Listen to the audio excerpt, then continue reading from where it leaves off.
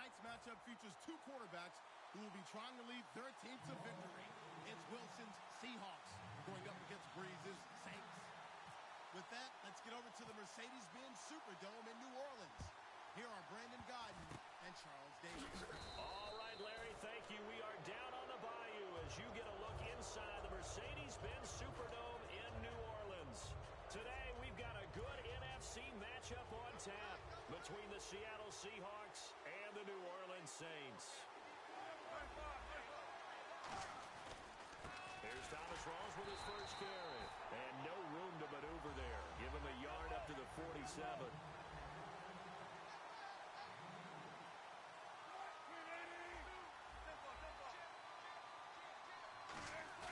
Wilson now off the bootleg. He sets to fire deep. And the hit jarred it loose. It's incomplete. And now a look at the Saints starting defense. From day one in the NFL, Jerry's Bird has been an interception machine, and now he's added excellent tackling and range to his game.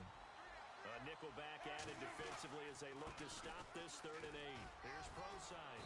And he's taken down at the 43, but not before picking up the first. A nice pickup there of 11 yards, and it'll move the sticks. A good explosive run there sets him up with a new set of downs, and every team wants to start their game with a really nice drive. 3 and out. No one wants to see that, and they were able to avoid it after that run. Well, I think we know by now that every run is not going to be broken and get all the way to the end zone. But these short ones still have their value. You can still set up the play action and throw the football.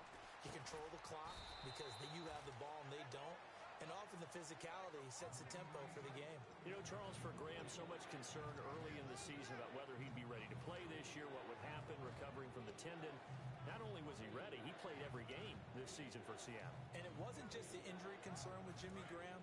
It's how Seattle runs their offense. Remember, when he was in New Orleans, he could expect a ton of passes to come his way. But in Seattle, that number was going to be reduced. Would he be able to maximize what they were going to throw in his direction? And he certainly did this year, 65 catches. 65 catches, just shy of 1,000 yards, 6 touchdowns, too. Nate Stupar. He's the one that gets him down. It'll be a loss of 5, and it'll bring up 4th down.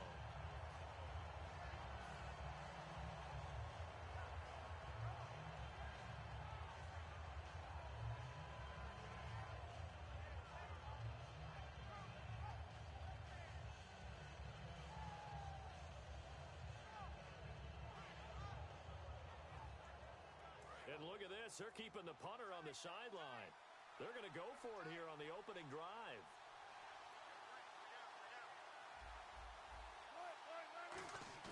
They'll try and throw for it with Wilson.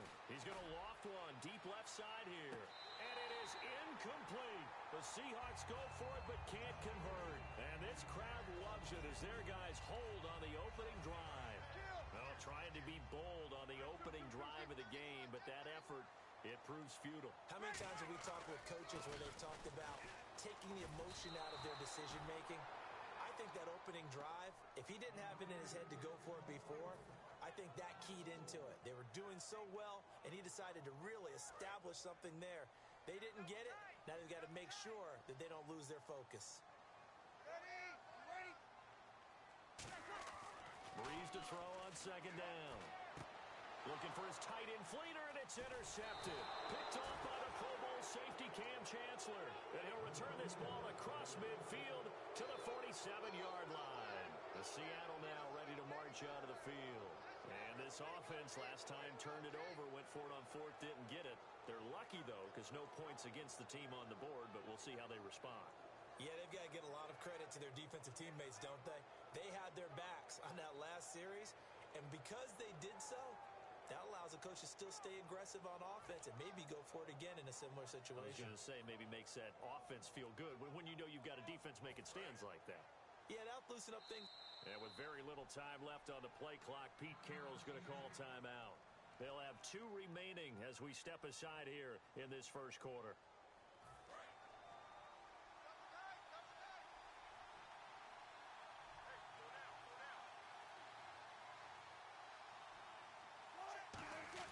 After the interception, here's Wilson. He's going to find his running back. It's complete.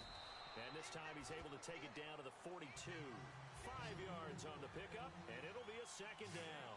So many times you hear today's NFL described as a space game. Get your best players into space with the football in their hands. That's why sometimes you swing it out to your runner, get him out in the flat, and let him have a chance to make people miss an open field. The intended target, Doug Baldwin. And that takes us from second to third down. And when all else fails as a defender, when you're not there in the coverage, your best friend is exactly what we saw there. A big play shot taken by the offense. Unfortunately, it ended in a big drop. Here's Wilson. This is caught inside the 15. And all the way in, touchdown Seattle. Jimmy Graham, 41 yards. And the Seahawks have taken a first quarter lead. And this will give the Seahawks a 7-0 lead.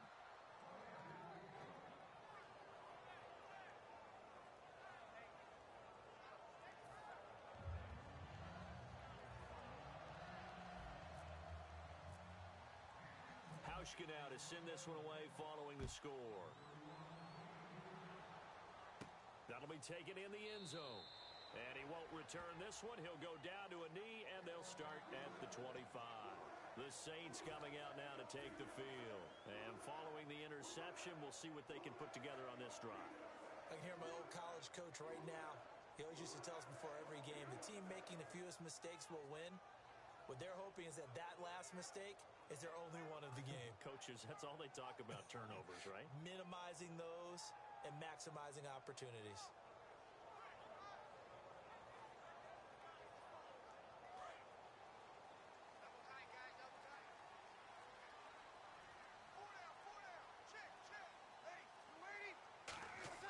Trying to shake off the interception. He'll look to throw. And Hill with it over the middle. A gain of 6 there on first.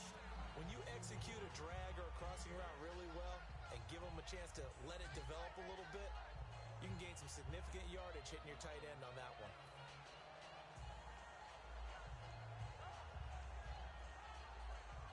Second down now after the pass completion.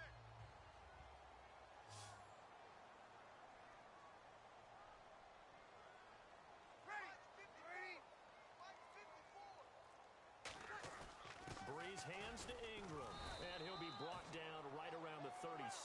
For Ingram, he topped the 1,000-yard mark this year for the first time in his 6-year career. Didn't he just come out of Alabama last year? That's what it feels like, right? I mean, hard it's to believe amazing. 6 seasons he's had. Won a Heisman Trophy there, finally over 1,000 yards as a pro, and he increased his number of long runs, becoming a much better ball carrier into the secondary. And a very good offensive unit here. One of the reasons they're so good is running back Mark Ingram. Took a little while for him to find his footing when he got into the league, but the former Heisman Trophy winner has it now and has really upped his pass receiving potential. A nice player.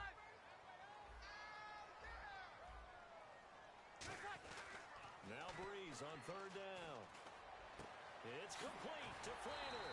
And he's taken down, but not before he gets this into enemy territory across the 40. And there's another completion to the tight end. And let's face it, it is hard to overthrow a 6'6" target. It is indeed. Quarterbacks like their speed guys. They like that huge 6'6" target that they've got in him. They really do, and it reminds me of what one great tight end told me once. He had told his quarterback, just make sure you throw it up there, you know, kind of like put up in the top shelf where the kids can't get it. 7 yards, the pickup on the pitch and catch. And here comes play number 6 on this drive. Now that's staying ahead of the chains. Really good pickup on first down, hitting the tight end there. Now it brings up a second and manageable. Just found a hole in that zone.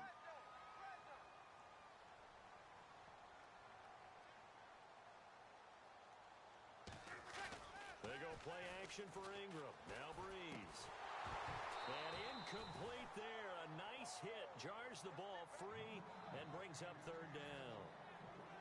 7th play of the drive now as they come up on a 3rd and 3.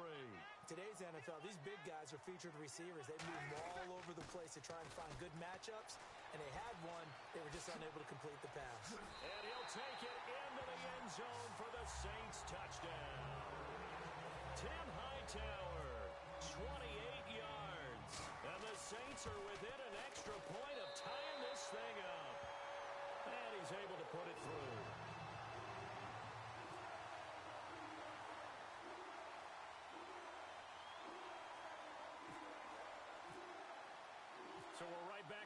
started all even as the kick's away. Tyler Lockett now with a return. And not a bad return here. He gets it out to the 25-yard line. Back here with Charles Davis, I'm Brandon Gaudin. We've had the kickoff to begin the first quarter. Now it's time for the second quarter kickoff as they take over here 1st and 10.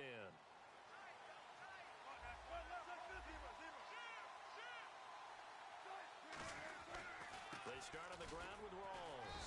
And he'll fight forward to about the 27-yard line. Earlier, partner, when discussing Russell Wilson, you said you think he's best when Seattle is running back-centric. Is Thomas Rawls the centerpiece going forward there? I think so because of what he did 2 seasons ago before he got hurt. Because he runs that offense the way they want it run. One cut, downhill, get upfield. And Thomas Rawls is perfect for that. If he stays healthy, that allows Russell Wilson now to throw the play action, to bootleg passes that really hurt other teams defensively. And Rawls has youth on his side, just 23. Drops it underneath for Rawls. And he's able to get the first before he's taken down at the 36. He went full scale, loose, flexible, finding a way to catch the ball in some traffic for a key first down. Yeah, really a nice job of adjusting to the ball in the air. Not the most accurate of throws, but able to adjust and make the grab. Now Wilson on first down. And that one falls incomplete. Try to dump it underneath. Now 2nd down. Hey, by the way, wanted to ask you while we have a minute, did you catch the Pro Bowl? How about that? In the city of Orlando, they could not have been more excited. A sellout, actually standing room only for the Pro Bowl. And some defense was played. It wasn't the normal 55-50 shootout. 20-13 was the final. To give you the best example, Travis Kelce from Kansas City was the offensive MVP of the game. 3 catches, 36 yards, and a touchdown. Lorenzo Alexander from Buffalo, his first year as an NFL full-time starter, capped it off with a Pro Bowl MVP, had 8 tackles in the game. What a year for Lorenzo Alexander. Gets a new car as well. Congratulations to both. Let's give a little credit there. The offensive play caller sensed that the screen pass was available. Whenever you're getting a lot of heavy pressure towards your quarterback, that's when you're thinking about running the screen and using that pressure against the defense. And it worked very well there for a first down. On first down, Procise. And some good tackling there as he stopped up at about the 41. 3 yards on the pickup there, and it'll be 2nd down. Well, so many times we look at a short run and we praise the offense for trying to set the tempo and establish things. But the defensive guys, hey, they just won the battle there. It wasn't a big run given up. They don't always have to absorb the body blows. Sometimes they dish them out themselves. On 3rd down, Procise. And some good tackling there as he stopped up at about the 41. So it looks like the offense isn't going anywhere. They're going to go for it on 4th and 7. They're going on 4th down. It's Wilson. Well, the catch is made here by Tyler Lockett. Oh, he slipped right by him. It'll be a gain of 24 on the play. And they're able to pick up the conversion here on 4th down. I remember in pregame when we were talking to him on the field, and he took his gloves off and showed us his fingers. A few misshapen ones in there, and now we know why, trying to catch those types of bullets. That was a dart. Yeah, even for a talented receiver, those are tough to hang on to. 2 minutes to play in a tightly contested first half. We're back to New Orleans after this. On 2nd down, here's Wilson. And he'll be hit as he releases it, and that'll fall incomplete. It's a tried-and-true formula, and I don't think it'll change for as long as we play football. If someone's trying to throw the ball and you can put pressure on them and make it tough, that's only going to help your defense. Yeah, he sensed being hurried. He got rid of it before taking the hit, but incomplete.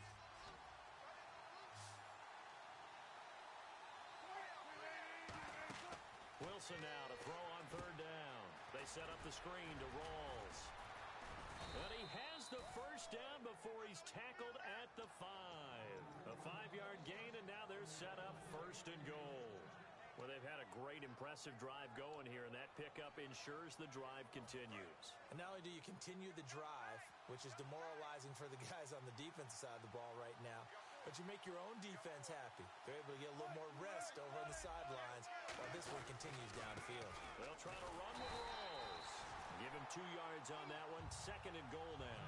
Well, just play after play after play on this long drive for the offense. They're going to hurry back to the line now. Now Wilson on 2nd down. And he will score. Touchdown, Seattle. Jimmy Graham with his 2nd touchdown here in this first half. And the Seahawks have taken the lead. So they've had 2 drives, and he's had the 2 receiving touchdowns.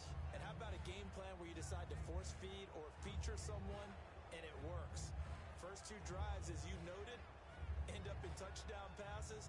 I think they're going to keep going to them until the defense makes any kind of an adjustment.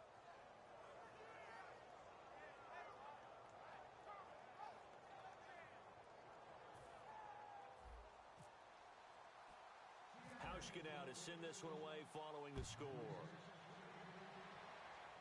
This will be taken very short. And not a bad return here. He gets it out to the 25-yard line. And now the Saints get set to trot out there. That last drive, it was a good mix. Run, pass, defense on their toes. And what really helps out in a big way is when you're doing the run-pass mix and everything's working, that means that they're guessing wrong every time on defense. They think you're going to pass when you run and vice versa. I would continue that, and when they finally draw a beat on you, maybe you mix it up a little bit, a little play action and throw the ball. And will they maintain that balance? Time to find out. And they're going to hurry back to the line now. Now Breeze. He's going to loft one deep left side here. Looking for Cooks, and it's intercepted. Picked off by the all-pro free safety, Earl Thomas. And he will take this all the way up past the 40-yard line. The Seahawks offense now, they get set to go back to work. And that recipe on their last drive that resulted in a touchdown looked pretty good, so they'll be hoping to do that once more. And it takes me back to when we sat with the offensive coordinator and the head coach. They felt pretty good about their game plan and thought there were some holes in the defense, and they exploited them the last time out. Let's see if they can come back and put together a similar drive. And we'll see if they can do just that. The defense won that play so fast that I think if the running back even had time to notice if anyone was there, it was just a blink of an eye, and there was a loss on the play. He's going to wind up and air it out. It's caught at the 10. A big play there just before halftime. 51 yards. A great job pulling that one in from a guy, as we know, who can really blaze. He's got a lot of speed. And that speed can work for him so many different ways. Sometimes. And he will score. Touchdown, Seattle. Thomas Rawls in the final seconds of the first half. And the Seahawks add on to their lead. It's good, and it is now 21-7.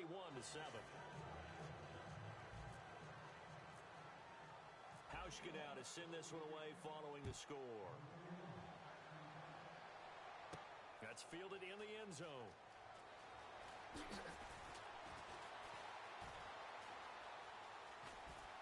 And they'll have good starting field position as he's up just shy of the 40. So we've hit intermission. It's halftime. This is the NFL, and it's a presentation of EA Sports. Both teams appear ready for the fight ahead, and we resume action here in quarter number 3. Set to return. This is Brandon Cooks. And they're going to start this drive in pretty good shape as they get it up past the 30.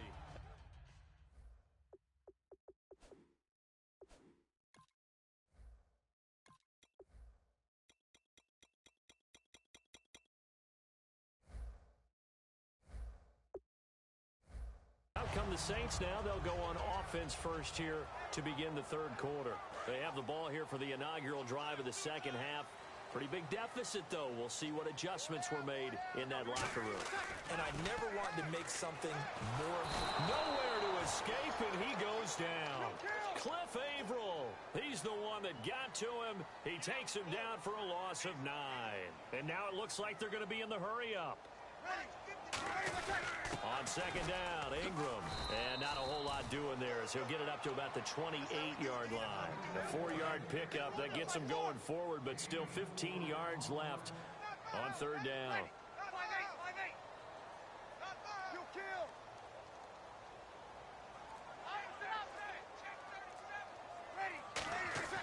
A play fake to Ingram. Now it's Breeze. Deep drop. He's going to loft one deep over the middle. And it's incomplete. Both players had a shot at that one. Neither can get it. And it brings up fourth down. Have to give a lot of credit to the defense on that play. They were prepared. Ordinarily, when they take the big shot downfield to the big guy, that's usually a mismatch that the offense is used to winning. But the preparation showed for the defense, and they were able to bat it away.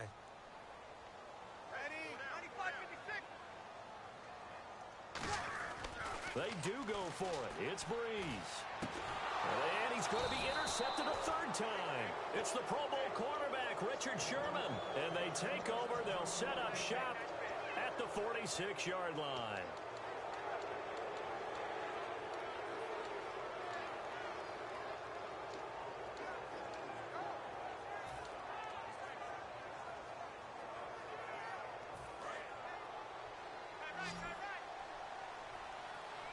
They come out 5 wide, 3 of them to the right side. Now Wilson, dancing to his left. Oh, he's got a little daylight. And he'll go out of bounds after taking it a little further down inside the 40. 7 yards on the play, and that'll make it a second down. Okay, he's not going to get the first down, but this is still a nice job of buying some time and then running to get to the sideline and get out of bounds and avoid the big hit. On second down, Wilson. He hits Baldwin right side. And he's going to go out of bounds, taking it down inside the 25. I don't care how many times you tell the story, it never loses its luster for me. Doug Baldwin, undrafted out of Stanford, and plays like a #1 receiver should in the NFL. I don't care how you cover him. I don't care that his size isn't great. He's the one that typically comes up with the football. Absolutely. His roots go all the way back to Gulf Breeze, Florida, where he's from, right on the water near Pensacola. And then, of course, to Stanford. And, boy, he's been good. A good pickup there, a 22. So after that big play, let's see if they can catch their defense maybe on their heels. They come up in an empty set. 4 wide receivers, 1 tight end. That is caught at the 7-yard line. It's a loss of a yard there, and now second down.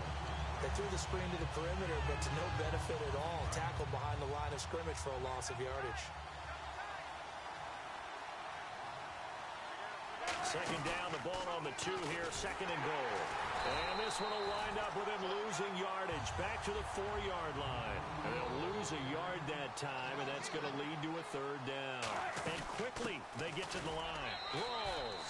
And he takes it into the end zone across the chalk. Now, there is a flag down, but I think that's offsides on the defense. Yeah, I think that's going to stand, partner. Here's Hauschka for the extra point. He knocks it through. It's 28-7. Hauschka now to send this one away following the score. That'll be taken in the end zone. And he's able to get it across the 20, but not by much, as he's marked down at the 21-yard line. Out onto the field comes New Orleans. And following the interception, just any interception, are you a little bit more cautious when you start that next drive, or no, you just throw that out the window? I think you are. I don't think that there's any way you can run back out there and go, totally didn't affect me. Let's just go ahead and be loose with the football again.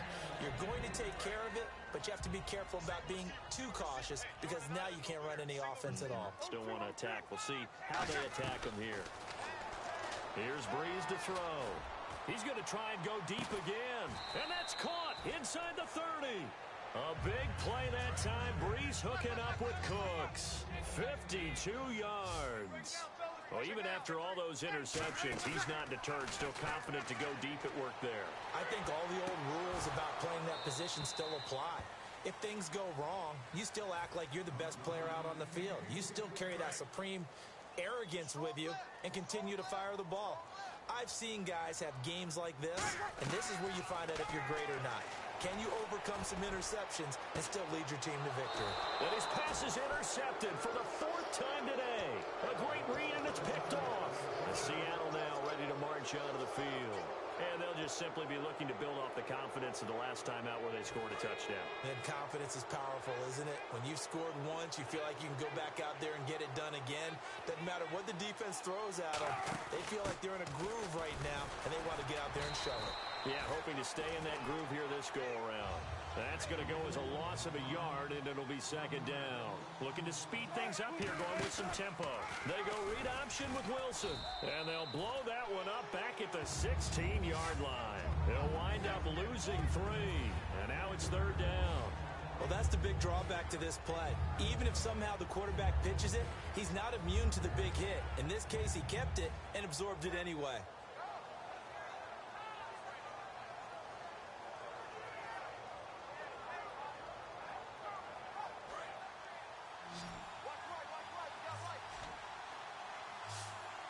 And they'll add a DB in the secondary here on 3rd and 14. To throw is Wilson. Now they set up the screen. That's complete. And now the rookie's free. 30. And all the way in. Touchdown, Seattle.